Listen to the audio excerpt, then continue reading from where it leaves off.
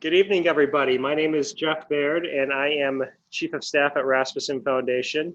I'm here with my colleague, Enzina Marari and Nicholas Conrad, and we appreciate you spending a couple of, an hour, I guess, tonight to learn a little bit more about the Individual Artist Awards program.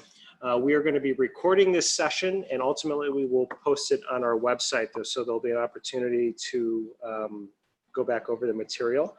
There's also going to be an opportunity at the end for questions, and feel free to use the text box to type those in, but we'll be answering them at the latter end of the presentation. Just to go back to the introductions, Enzina Marari is our newest, the Rasmussen Foundation's newest program officer. She is also a two-time Individual Artist Award recipient. So she is a wealth of experience, and we're really excited to have her participating, and she'll be on day 2 of her start at Rasmussen Foundation. She'll be interjecting throughout the presentation. Thanks so much, Jeff. Thanks for being here, everyone. I'm really excited to help out any way I can with this process. And also with us is Nicholas Conrad, who many of you might know. He provides technical support. So if you're having some problems with your application, Nick is the person that I forward your email to, who can help with the technical aspects that sometimes trip us all up. So he's here too for those types of questions. So just a little idea of what I anticipate today going like. We're going to provide just a brief overview of Rasmussen Foundation and some of our other support for arts, but generally this is a deep dive into the Individual Artist Award program, and we're going to provide kind of a walkthrough of the application, as well as some tips that are based on our experience over the years with the program. And as I said, it will conclude with a question and answer session at the end. But really quick, 500-foot view of what Rasmussen Foundation is. The Rasmussen Foundation was started by the Rasmussen family, who grew National Bank of Alaska to the largest bank in the state before selling it to Wells Fargo in 2000. Arts and culture has always been a robust part of Rasmussen Foundation's portfolio. Since 2009, over $49 million has been directed to various arts and culture programs. We support the arts in 3 different ways, through direct support to artists, and that's obviously the Individual Artist Award program. We also provide robust support to arts organizations, 501c3s, so that can be any arts associations across the state, to museums, things like that. And then we provide more community-based support through our, generally through partnerships with organizations like the Alaska State Council on the Arts. We provide direct financial support to those organizations who actually manage arts programs on behalf of Rasmussen Foundation. Looking more closely at what that looks like, I want to highlight a couple of those in particular in case you're not aware of them. The Alaska State Council on the Arts manages the Harper Arts Touring Fund, which provides support for artists to travel to rural parts of the state. And there's an application process, and as I said, to learn more about that program, you go to the Alaska State Council on the Arts. We also provide support to the Arts Council for artists to get into schools, and so through that partnership, artists travel to rural parts of the state, as well as Anchorage and the bigger cities, and work directly with students. One other partnership just to make you aware of, in case you aren't, we have a grant that we provide to Museums Alaska, and in which Museums Alaska provides support for museums to purchase works of art from living Alaskan artists, and that's supported by Rasmussen Foundation. But now the reason why we're here tonight, the Individual Artist Award, this is a program that dates back to 2004, and it comprises a couple of different programs. First is the Distinguished Artist Award, and that is a separate grant process than the what we're going to be talking about tonight, but I just want to touch on it. It's a single $40,000 award that's given to a longtime Alaskan artist. It's who's selected by an Alaska-based panel of artists and arts administrators. So that's one branch of the Individual Artist Awards. The other is the Project and Fellowship Awards, which we'll be talking about tonight. Those encompass 11 different recognized disciplines. We'll be talking about those in detail here. Again, I mentioned the Distinguished Artist process. That nomination, that's instead of an application process, that happens by nomination, and that nomination period closed for 2019. The Project Award is a $7,500 grant. It's available to artists of all career stages, emerging, mid-career, and mature, and it's open to all 11 recognized disciplines every year. And it's really for a short-term specific project. Artists are going to be asked to submit a project budget, and we do about 25, award about 25 project awards annually. Fellowships are $18,000 unrestricted grants. They're for mid and mature career artists only. We do 10 fellowship awards annually, and they're only eligible in half the disciplines every year. So we rotate annually, but this year you can see the disciplines that are fellowship eligible on the screen. In addition to an award, so there's obviously a $7,500 or $18,000 award depending on what you're applying for.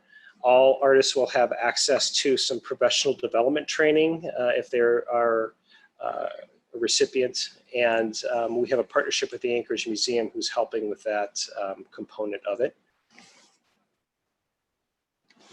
Additionally, all recipients will receive a profile from in a partnership we have with 49 Writers, and this is really Alaskan writers writing about Alaskan artists, and it's part of a strategy Foundation has to raise the profile of artists across the state and really increase comfort of our Alaska writers to write about the arts. And the first batch of stories are actually available on our website right now, and I encourage you, if you haven't checked that out, it's the first year we've done this partnership. Okay, so just more basics. The program, the Individual Artist Awards, is open to Alaska residents. You have to be a resident for at least 2 years.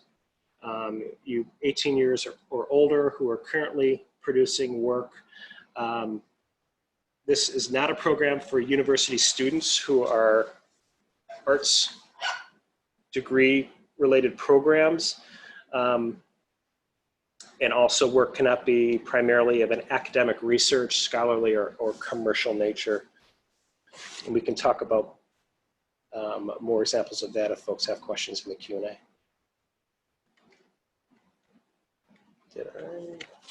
Okay, so basics. To apply for a grant, go to our website at rasmussen.org, and the top left side of the screen there, you'll see a tab that says Grants. If you click on the Grants tab, it'll take you to a screen, and one of the options will be Individual Artist Awards. If you click on the Individual Artist Awards link, you'll see this screen. You apply for a grant on that blue tab on the right.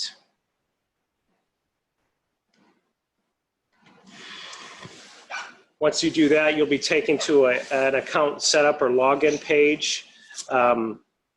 If you already have an account set up, you're going to click in that bolded text that says click here. It'll take you directly to your login page. If you don't have an account set up, you will fill out this form here. And I should mention that if an artist wants to fill out a paper application, those are available. Just give us a call and we'll mail you or email you an application. One other point to add about that, ultimately though, all applications are reviewed by our panelists that we select to review applications via a portal system. So even if you're applying for paper, somebody has to upload that application. And that's gonna, if you're doing it via paper, that's gonna be Rasmussen Foundation staff. And so some folks like the comfort of knowing that once they hit click, by doing it electronically themselves, they have all the say in that application. Okay, so once you fill out an account and log in, you're going to be taken to a screen that looks like this. If you have an application started, you'll hit continue. If you haven't started one yet, it'll start an application. Click on whatever is applicable, and you'll be taken to a application that is essentially a series of tabs, starting with the introduction tab here, which is going to have detailed description of each step of the application. The second tab is a cover sheet. First half of the screen is really just basically your contact information, how we get a hold of you. And also you're going to be asked to select at this point in time either a project award or fellowship. You can apply for one or the other. Based how you answer that question, you'll have the rest of the drop-down menus will change. So if it's a project award, again, that's available to artists of all career stages, emerging, mature, and mid-career. So you'll select what career stage you're at, and then you'll select one of the 11 disciplines. If it's a fellowship, it's only eligible for mid-career and mature artists, and only half the disciplines will appear. So after selecting that, you're going to provide a brief project description. This really allows the panel to, as they dig into the application, have an understanding 500-foot view of what you're doing. So I'm doing research for a book, something that's really allows them quickly to have some idea of what you're talking about before diving into kind of the narrative questions that are very specific. This allows them to say, okay, now they're writing a book, and now I'm going into their question, their application, and reading the narrative next. And I would add, and one suggestion I have is just purely technical. Once you get to this stage of the application, is to really write the bulk of your text in a separate Word document that you're saving continually. Even the best online platform systems have glitches, or your program itself, your laptop could shut down, and then the bulk of your narrative is lost and will have to be rewritten. So just as a general practice, I always suggest writing your narrative in a separate Word document that you can cut and paste into the online platform. And as Jeff was saying, when you're trying to identify your project, to really keep that language clear, concise, and direct, so you're painting a really clear and direct picture of what your concept is. The last thing I'd highlight on this screen is just the panelist comments. So if you do not wish to receive feedback on your application, there's a box that allows you to either opt in or opt out. I would just say the panelist comments over time has been an area of consternation for some of us, and rightfully so. It's an area the foundation is continuously trying to improve, and working with artists, really, our panelists, on coaching what type of feedback we're looking is helpful. And so anyway, if you've had a bad experience with that before, take that into account. We're trying to do it better. Okay, the next tab is a opportunity for you to, you'll fill out either a resume and an artist statement. You'll have two options. You can either attach your resume via a PDF, or if you don't have one, you can answer some questions. This was a new option starting last year, and I will say, based on the panelists' experience last year, we were surprised by how many people chose to not upload a artist's resume. If you have one, my suggestion is really upload it. What we were finding were people were using the question as really an opportunity to provide more narrative, and that's not what this section's for. It's for you to provide a resume form. What are your foundation and your skill sets so that the panel can know you have the skills to take advantage of whatever opportunity you're talking about in the narrative section which follows. So that's the artist's resume. Same with the artist's statement. You will have an opportunity to either upload or answer some questions, and no comment on that. Unlike the resume, there was no real conversation about or difference between those that uploaded statements or just answered questions. But the resume definitely stood out. And I would say a couple notes on artist statements, because I know this is something that can be challenging for artists at any stage of their career, is to really think about a few basics when you're developing what your general artist statement is. And that's what, how, and why. So what it is that you're doing, how you're doing that, and why is it significant or compelling in terms of your own practice and in terms of the landscape you're creating in. And I would say the other piece, and obviously the narrative questions are next, and the artist statement allows panel a little perspective and context before launching into the very precise request. And so that's it's really important information before they dig down way into the weeds. It allows them a little glimpse of who you are as an artist, so they can say, oh yeah, I get how this fits with who they are and what they're writing about in their artist statement. So the next part of the application is these three narrative questions. What do you plan to do? How will it advance your career? And why is it important to do it now?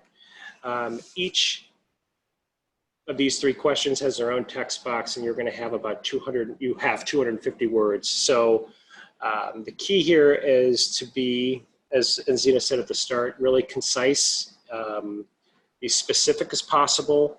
The panel really talks about, they want to know you've done your research and that you've been really thoughtful about this. So sometimes we'll get applications where they have a couple of sentences, and you're leaving a lot on the table if you don't take advantage of the space you have to provide additional information, because this is it. This is, the panel's not going to know you. They're not going to know your work. And so whatever you provide in this section is really the extent to which they're going to have to understand your question or I'm sorry, your proposal. So take advantage of it.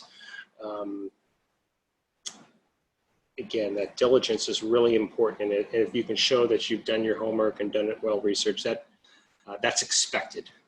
So. And I would just piggyback on that and say, you know, the panelists are reviewing hundreds of applications. So being very direct, to the point, making your concept understandable to an audience that is educated but uninformed about your particular art practice is really vital and key.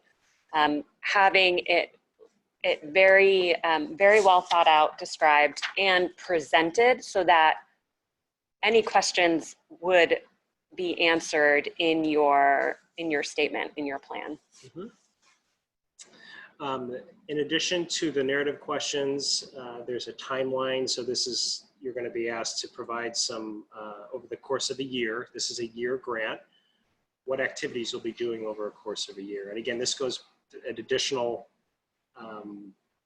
information that you've thought out your project and you have ideas when the bulk of these activities will occur. So again, it doesn't have to be, there's some leeway there, right? So let's say you had something planned for August and it doesn't end up happening for a month later. I mean, that's not fatal, but what is fatal is if it's just not enough information and the panel just can't see that you've done any sort of research on your project, and just kind of looks like you're winging it, and that's not a recipe for success in this grant.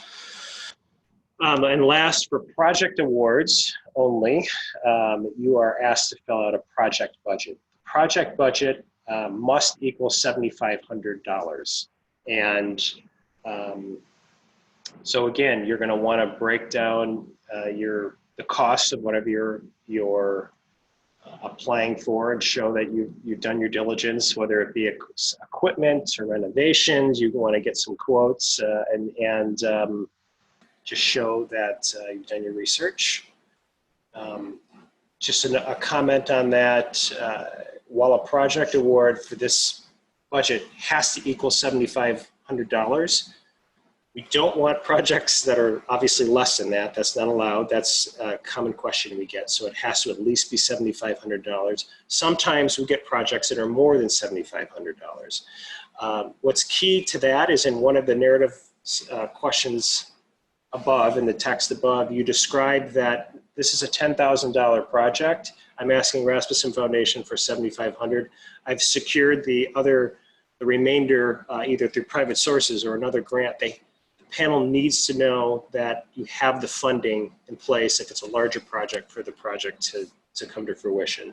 If they don't, that's going to be a serious project flaw, because they can't say with certainty that you're going to be able to raise the remaining funds and take advantage of the opportunity, which in this grant format, that's a major flaw.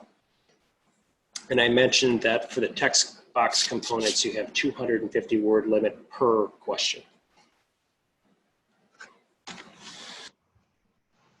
So the next section is you're going to be asked to submit your work samples.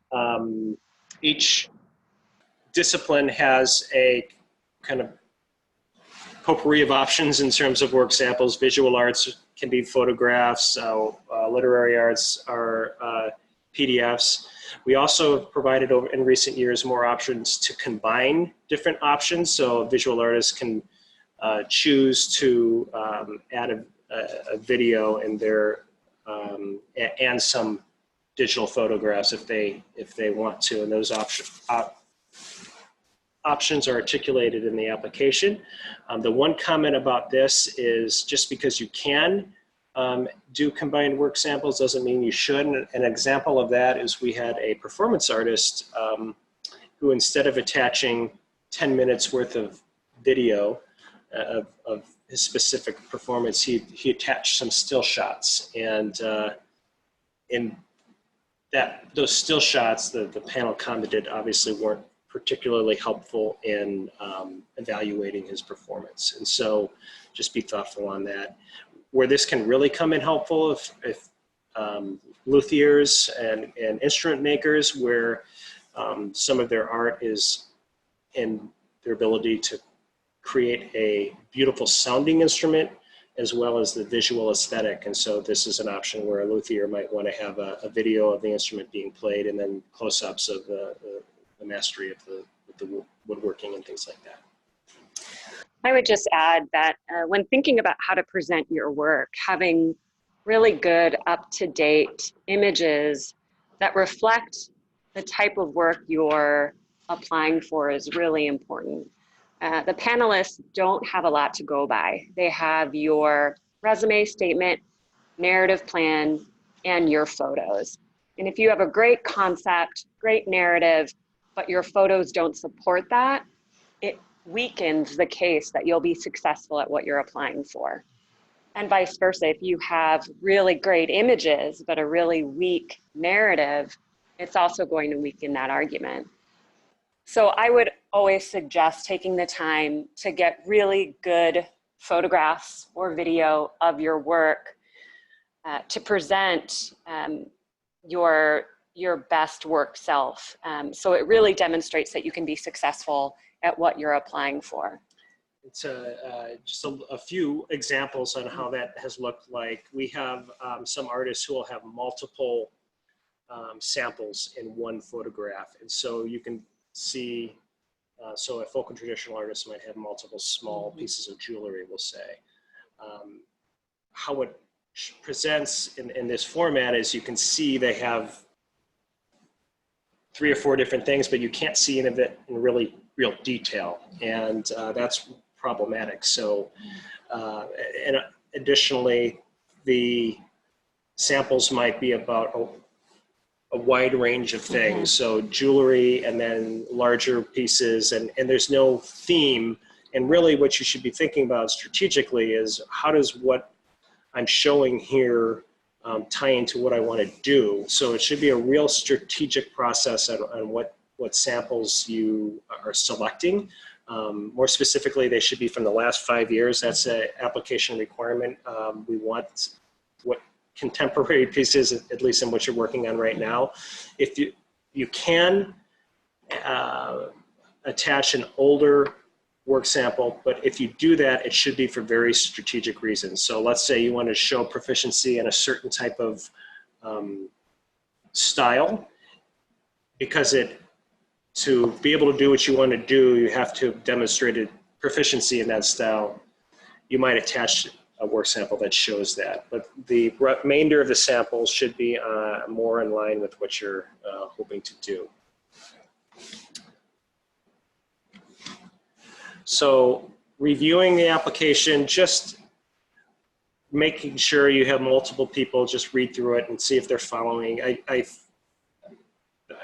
common flaw is just folks reading through an application and just having a hard time wrapping their heads around what the artist is trying to convey. They're just not getting it. And again, once you've hit send, that's the last time for you to provide any sort of input on what that is. So this is an audience who's coming in cold, looking at hundreds of other applications in some cases. How does this flow? And you want to make it as easy as possible for that application to flow. So having someone else read it after you do to check for that really can be helpful. And you know, I would say any of your artist friends for sure, but even having someone who is nuanced in your field can help as well. You're getting a couple different viewpoints. Also reaching out to folks who've received a project award or fellowship award in the past to get their input and overview on your application and what they felt made their application successful, I think would be beneficial. Mm-hmm. And our artist recipients have said in the past, generally they are program ambassadors. So I'm sure if you have relationships, that's great. I think the foundation generally is going to try to be more organized about that in future iterations of the program, but it's great advice too. So the last part, the last tab is this submitting the application. And once you've done that, you should receive an email notification that the application has been sent and received. If you apply early before the March 1st deadline, staff will start reviewing the applications and checking for completeness. So in last year, we had folks who submitted applications where the file wasn't opening. Because they applied early, we were able to notify the artist that a certain attachment wasn't opening and basically put it back into draft mode and they could update it. And so that's what time allows us to be able to do things like that.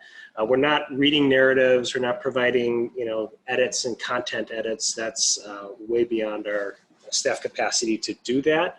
But things like opening attachments and making sure links work, we will certainly do that if you give us time, but we can't do that when you're submitting a day or two ahead of time. The volume of applications is just too high and there's not enough time.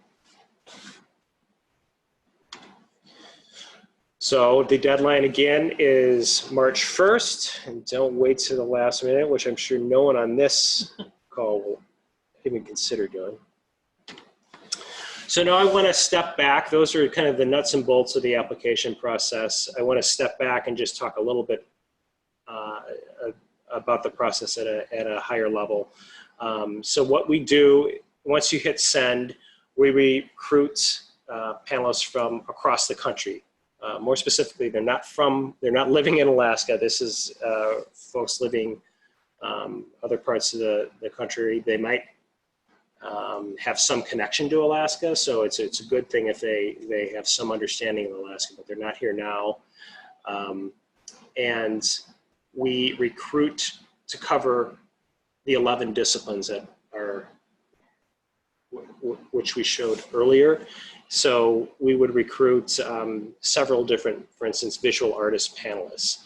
And we would send the visual arts applications to that specific group of the panelists. And they'd independently, let's say there were 4 of them, they'd independently score each of the applications. And they do all this, and then in April, they come to Alaska and for a 3-day kind of panel process. The first 2 days of that panel process, these discipline-specific reviews take place. So the visual artists, 4 people who reviewed all the visual artists, are now sitting in a room, and their job is to select the visual arts applications they think are worthy of consideration for an award. And so they might take a grouping of 100 applications, and they might forward 25 or 20 or whatever the number is of the visual arts. So meanwhile, all the other applications assigned to the different disciplines are doing the same thing. And so on that 3rd day, the whole group comes together. Now it shifts from being a discipline-specific review to a multidiscipline panel process. The panel cumulatively is responsible for selecting 25 project award and 10 fellowships. And what happens at that last day is now the visual arts applications that were forwarded, those panelists have divided up the 25 applications they forwarded. Each of them are going and are explaining to the broader panel now why they think this application stands out, why it's worthy of consideration. They're becoming your champion. And that happens to each of the applications that have been, in each of the disciplines that have been forwarded. And a very, very, very painful process of elimination happens from there. But that describes a little bit of the process and how this is done. And Rasmussen Foundation recruits from other large foundations that provide support to arts. We provide, we're a seed funder of the United States Artists, so a lot of our panelists are United States Artist recipients, grant makers in the arts, as well as other resources that we rely on to attract the panel. What the panel are reviewing is artistic quality, given your experience, realizing that there's going to be a difference between emerging and mature artists. Your creative accomplishments, this is why the resume is really important. So in other words, you can't just submit 10 great visual arts samples and expect that to be enough for an award. You really have to have a complete application. And then impact on the artist's artistic growth. They want to know that you've thought this out and how this is going to help you to grow and develop as an artist. And again, I mentioned the completeness of the application. So where to start? I think there's probably a lot of different approaches, but I'm going to focus on one. That's authentic to the individual. So basically, writing down, taking some time to reflect on what your strengths and weaknesses are as an artist. And thinking about, gee, if someone were to give me resources to invest in, I'd like to do this. So you start doing that, identify tangible steps to develop those strengths, and then what you end up doing is tailoring a project or fellowship activity that fits you. So what had happened in previous years, and we know about just anecdotally, is that artists might look at what was successful in previous years and say, gee, I know that the panel has awarded something for these types of things in the past, so I'm going to try to mimic what they did, and that I would say, because of the subjectivity of this whole process, you have these the painful process of trying to pick 25 project awards and 10 fellowships from an incredibly talented group of people. There is no silver bullet. So at least this approach creates an application that's authentic to you, and oftentimes the panel can identify with that, and if you craft the right narrative, they can connect with it, with that, because they can see it in where you are with your work samples and your resume. And there's a natural flow there. I would say one thing to think about as well is, when you're developing your concept of a project or a fellowship, thinking about what is compelling to you in terms of your practice and being able to communicate that, being able to stand behind your own art making process and conceptual ideas, I think really strengthens how you can then communicate that to others. And to also stay committed to the process. Even if your award or your application isn't awarded, lots of art professionals are being exposed to what you do and being exposed to your art. And so you're gaining a lot of exposure for applying in and of itself. And actually, we find we've heard from many artists who go through this process and unfortunately weren't selected, but they ended up doing the project or the activity anyway, because by golly, they've sat down, they thought about it, and the determined group, they're going to move forward with or without the foundation support. So it's another way to think about it. So now I'd just like to focus on some things, just thoughts based on sitting in panels over the last few years and the types of things that folks have talked about, and which occasionally is an application, I'd say, flaw. So the panel, this award is a one-year award, right? So it starts in May and ends in June the next year. That's part of our IRS approved guidelines. So this is a one-year grant, for better or for worse. And with that in mind, whatever you're proposing should be a project that fits, or a project or a fellowship activity that fits within the confines of that, the parameters of the grant. So that panelists need to know whatever you're proposing can be done in a year. This is the second point, really gets at what Enzina was talking about earlier. The panelists we bring have tremendous subject matter expertise in their field, but they're not going to know you. And so this gets back to that component of, you can have the most brilliant project, but if they're not tracking what you're saying because it's just complicated, or that is a problem. And so that really has to be part of your strategy as well. And if you're writing something that's brilliant and an amazing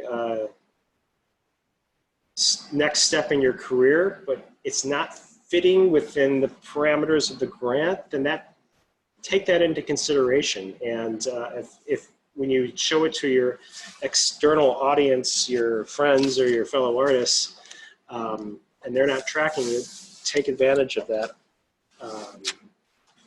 and take that in consideration.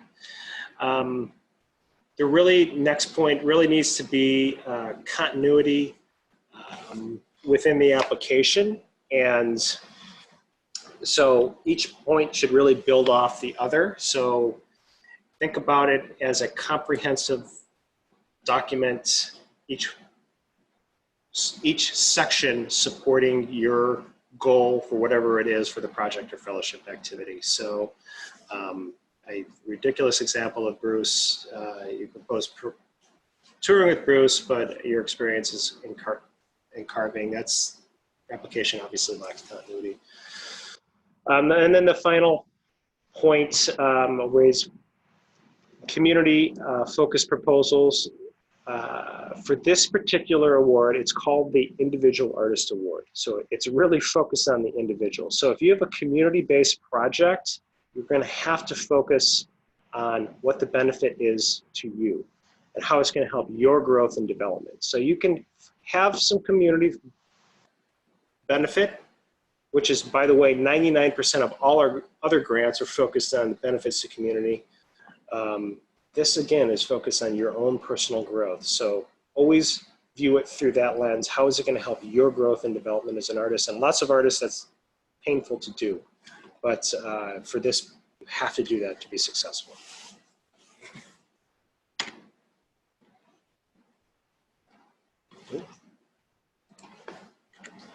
Okay.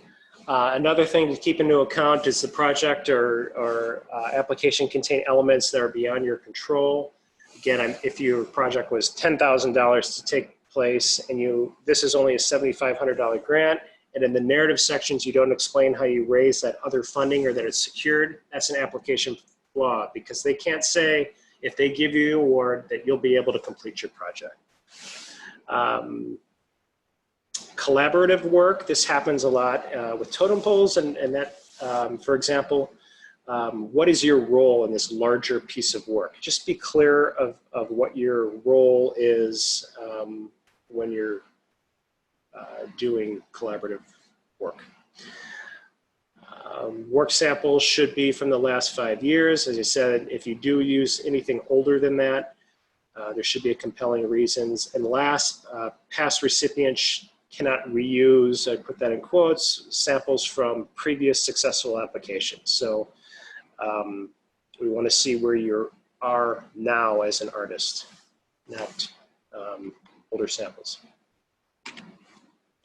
And next couple slides, I just took a cut and paste from some panelist comments from previous years to kind of give you a flavor of what some of the, right from the panelist mouth comments have been.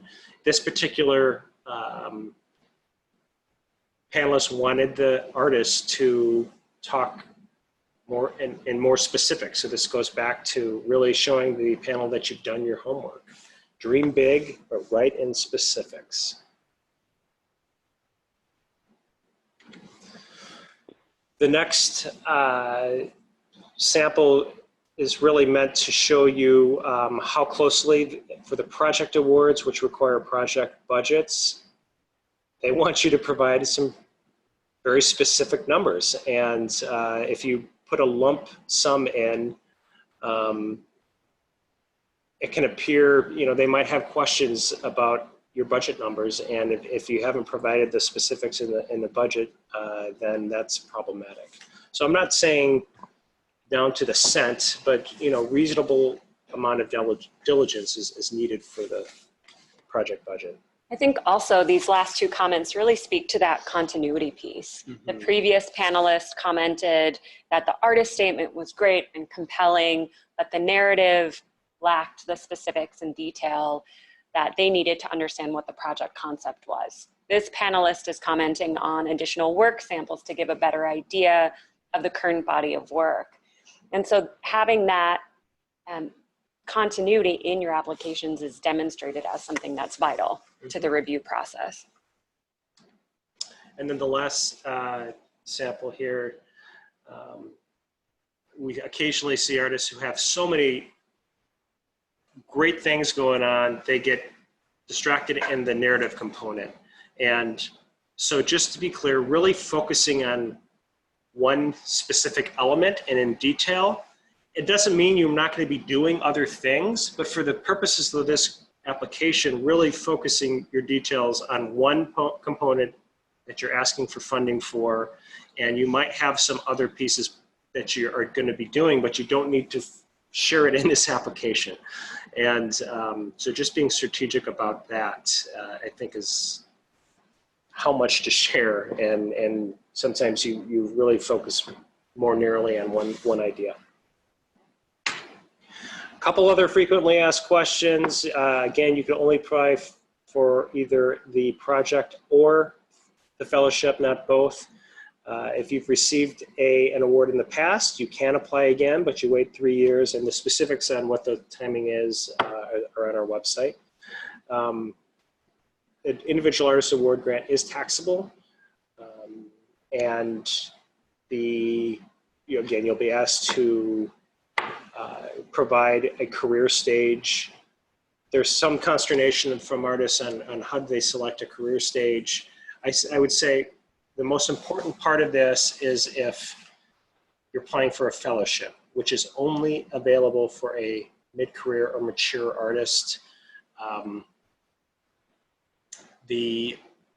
So if you're emerging, obviously you can't be applying for a fellowship. And so that's where this really comes into play. If you're a mid-career artist in a project award and you're applying and you humbly say you're a emerging artist, a lot of times the panel will take all that information and they'll review your application and they'll do an automatic correction. They'll like, oh, this person identified as mid-career or emerging, but they're really this, and I'm taking that into consideration when I view the application. But they can't, if you're emerging artist and you applied for a fellowship, that's obviously a fatal flaw. You're just not going to receive an award.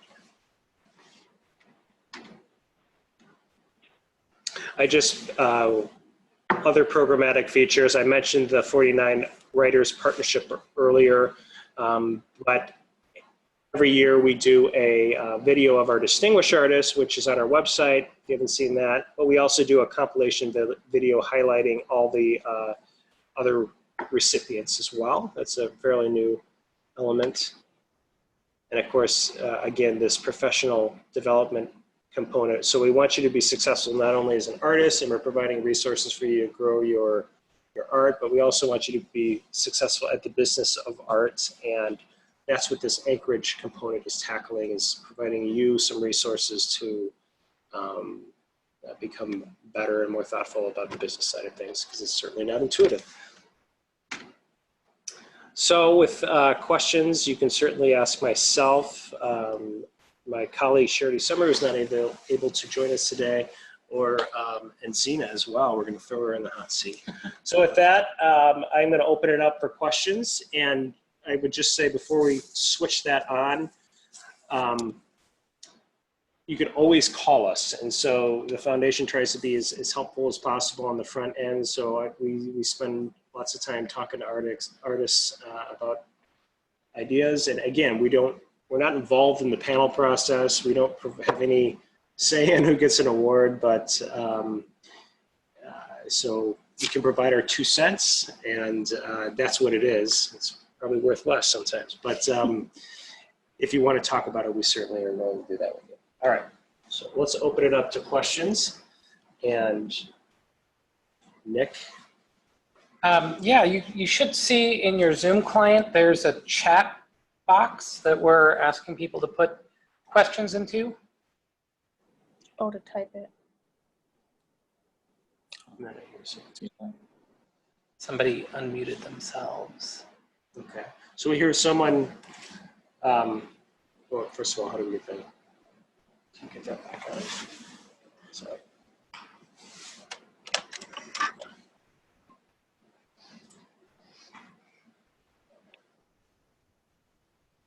Okay, so, no worries. So Hans, you have a question?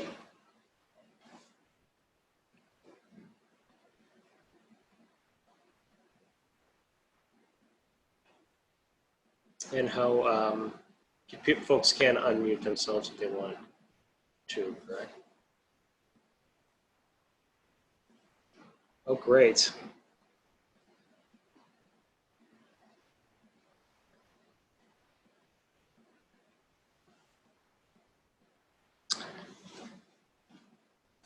So is it easier for folks to maybe unmute or anything?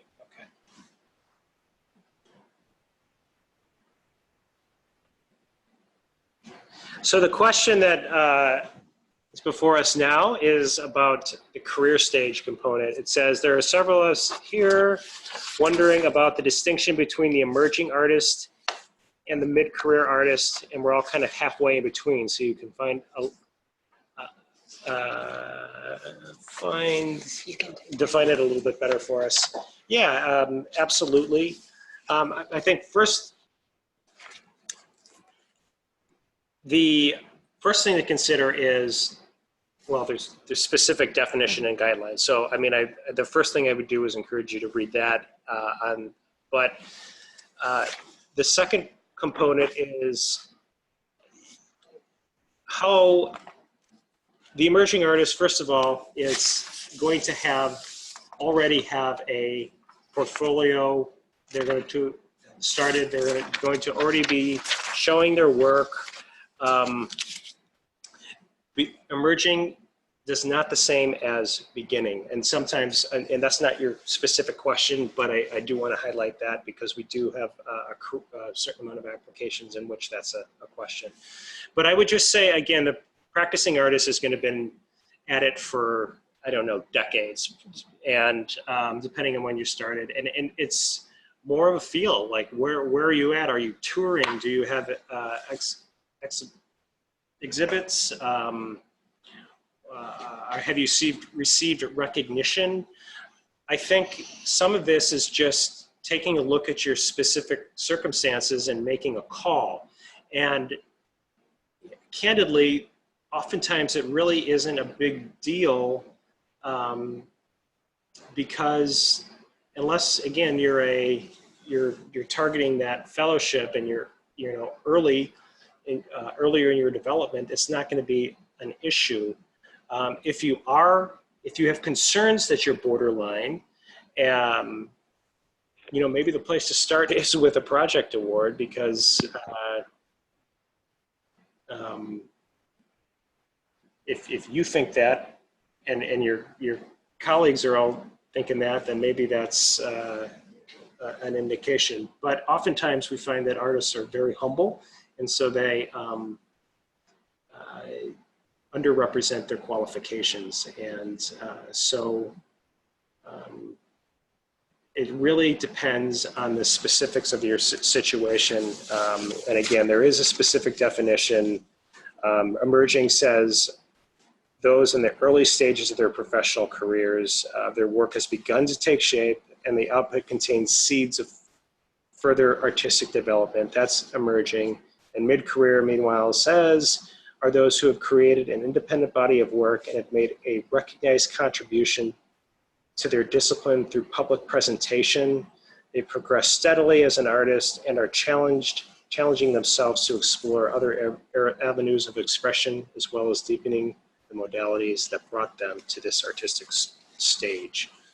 I'm sorry if that sounds too detailed. And Zena, do you have any other? Yeah.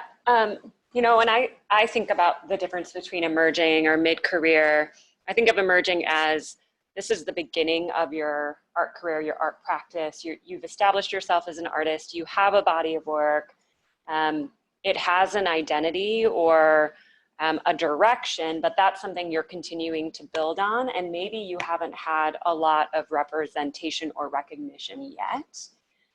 And then that would move you into the mid-career stage, I would say, where you have significant bodies of work, you've presented your work, and that work has been recognized either in a public platform through exhibitions or other types of recognition. I would say it's the step process. So other questions? Yes, we just got one in.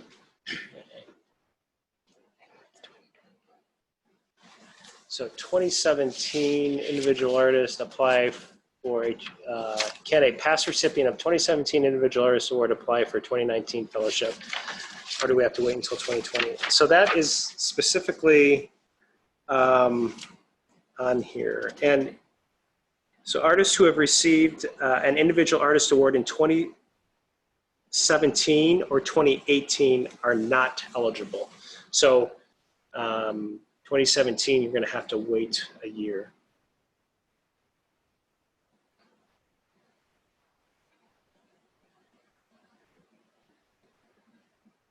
Other questions?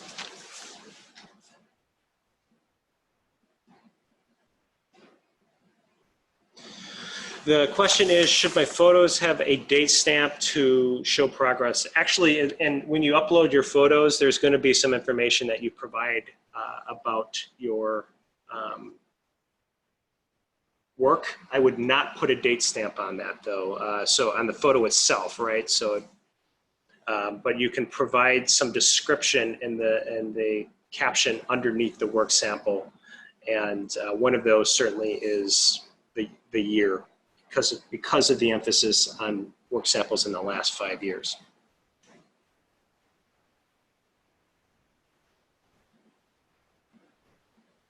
One thing that I didn't, I don't even know what I said about it, but talking about the fellowship application, I feel like I just breezed right over that. And some folks need more description of what a fellowship is. And again, with the project budget is being that, or the project award being a short-term changeable project. So at the end of the year, the panel will be able to say with certainty, you've made those renovations, you've produced that record, you've done research for your next novel.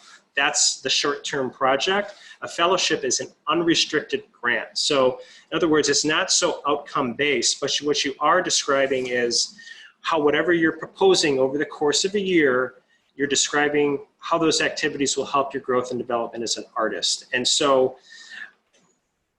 it's just some strategy related to that. Sometimes we see what I would consider to be big project awards in the fellowship category.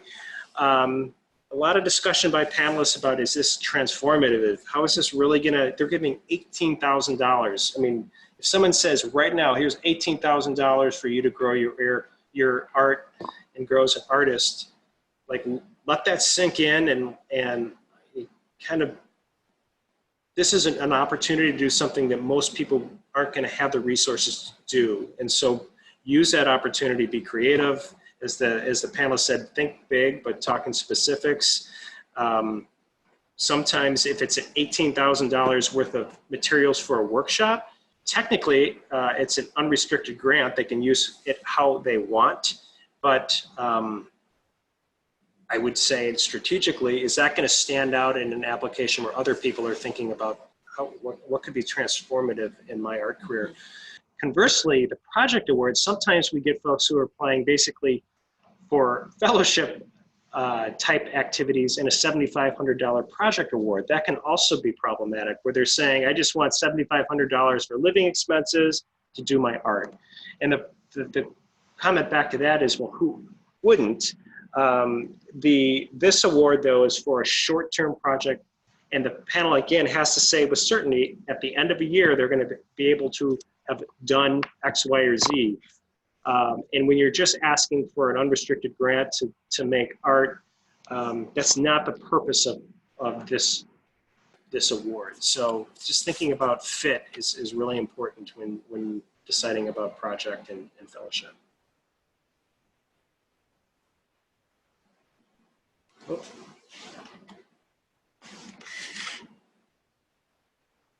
Getting some more questions here.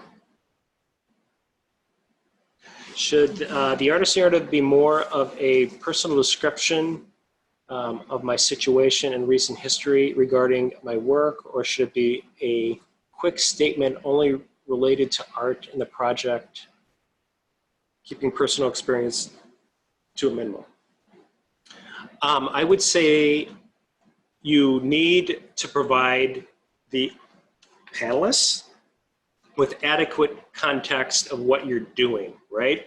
So we've had artists who start with like quotes from Shakespeare and, you know, to me, and again, there's no silver bullet, but to me, sometimes that's just, you're taking a running start to getting to the point for an application that, for a group of people that have 100 applications to review. And to me, that's not, I wouldn't recommend that. So I'm not exactly sure how much detail you're talking about in your question, but I would say if it's a critical element to being able to convey what your situation is, then absolutely. But you should be getting to the point, you know, and using that space to really articulate specifics is as well. So there should be a balance there. Yeah, and I would say I think this is referencing the artist's statement. And I would say, if that's incorrect, please let us know. But I would say if whatever that personal experience is, if that's relevant to your art making practice, then include that. But keep it about the work, why it is that you do what you do, how do you do it, and why does it matter? Why is that significant?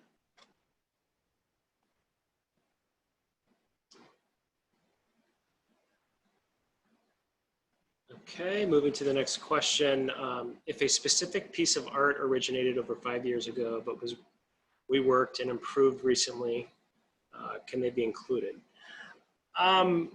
You know, so the criteria is work created within the last 5 years. I think you're getting into some nuance if it, and I would recommend, you know, the guideline is to show where you're at right now as an artist. That's what we're trying to accomplish with that. And I'm a little leery of reworked pieces. I suppose there's some nuance in there as well, but generally speaking, I try to take samples from the last 5 years.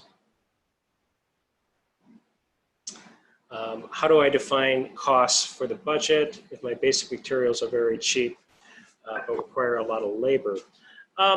You know, you can pay yourself and in a project award. You just, there's no prohibition against doing that. And so you might say materials, you might say, you know, define a specific amount of time to make your specific art. Again, the only concern on this is it's not an unrestricted grant like the fellowship. So just being very intentional about what activities you're going to be doing and showing the panel you've really thought out what those activities are, and providing, if it's childcare, X many hours of childcare, X many hours to do your specific tasks. I think if you're going to go with that strategy, the more defined, the better. That shows you've done your homework.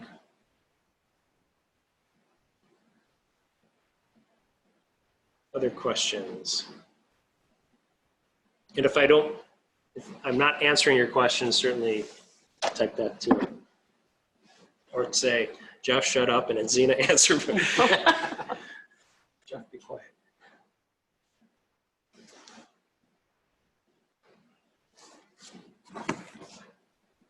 So it's about 6:30. We take any final thoughts?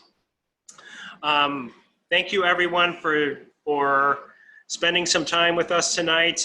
This will be posted again on our website, so you can go back and listen to it if you want, or just call us and ask questions. If this generated more questions, we'd be happy for that. I will be at the Anchorage Museum for a presentation tomorrow if you want to double the fun. Again, appreciate everyone, and thank you. Yeah, thank you so much. Good luck. Good luck. All right.